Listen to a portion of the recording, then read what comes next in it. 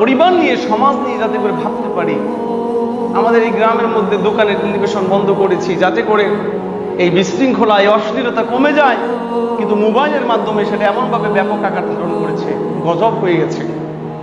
এ ব্যাপারে আমাদের কোনো দুশ্চিন্তা নেই। অন্য গ্রামের মানুষরা মনে করে যে দোকানে টিভি না থাকলে দোকানে কোনো বেচা কিনে হবে না, কিন্তু আমাদের এখানে হচ্ছে আলহামদুলিল্লাহ। এখন আমরা যদি নেশা জিনিস বন্ধ করে ফেলতে পারি, বিড়ি সিগারেট বিক্রি করতে করতেই তো ইয়াবা ট্যাবলেট বিক্রি শুরু হয়েছে। যে ব্যক্তি কখনো বিড়ি তামাক জর্দা খায় না, সে ব্যক্তি তো কোনো নেশা জিনিসও খায় না। মানুষ দেখেও যেন কিছুই দেখছে না, বুঝেও যেন কিছুই বুঝতে পারছে না, কেউ কিছু বলছে না। গ্রামটা ধ্বংস হয়ে গেলেও কারো কোনো যায় আসে না। আশ্চর্য লাগে যে সমাজপতিরা, সমাজের সচেতন নাগরিকরা, শিক্ষিত সুশীল সমাজের মানুষেরা কেউ কিছু বলে না। এত ব্যাপক আকার ধারণ করেছে সমাজের নেশা, জুয়া, নেশা এবং জুয়া এমন ব্যাপক আকার ধারণ করেছে, এটা নিয়ে কথা বলা এখন অপরাধ, এমন একটা চিত্র হয়ে গেছে। তা আমরা যদি দোকানের মধ্যে বিড়ি সিগারেট কেউ বিক্রি না করি, আমাদের সমাজে অবশ্যই সব দোকানই চলবে।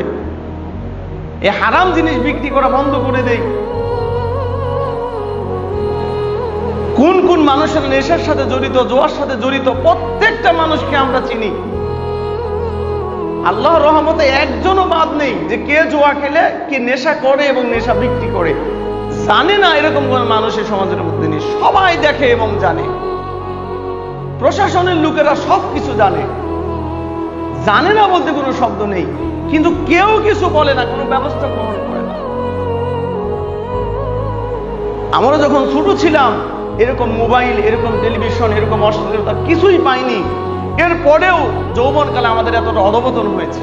পিতা মাতাকে মান্য করি না, মুরব্বীদের সম্মান করি না, হক হালার পথে চলি না।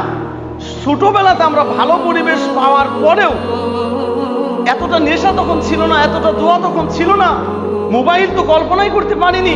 এরপরেও যদি আমাদের এই বয়সে আমরা এতটা অধপতিত হই, এতটা লাঞ্ছিত, এতটা নির্লজ্জ হই, আর আমাদের সন্তানরা এত ছোটকালেই যতটা নেশা, জুয়া, টেলিভিশন, মোবাইল পাচ্ছে, আমাদের বয়সে আসলে এরা সমাজটাকে কি করবে? ওই সময় তো আমরা বৃদ্ধ হব, আমরা চোখ দিয়ে দেখবো, ওই সময় করার কিছু থাকবে না। আফসোস লাগে যে আমরা কাউকে বাধা দিচ্ছি না, ন্যূনতম এই কথাটাও বলি না যে এটা সমাজের জন্য বিপজ্জনক, সমাজের ক্ষতি হবে, এমন কিছু করতে দেব না।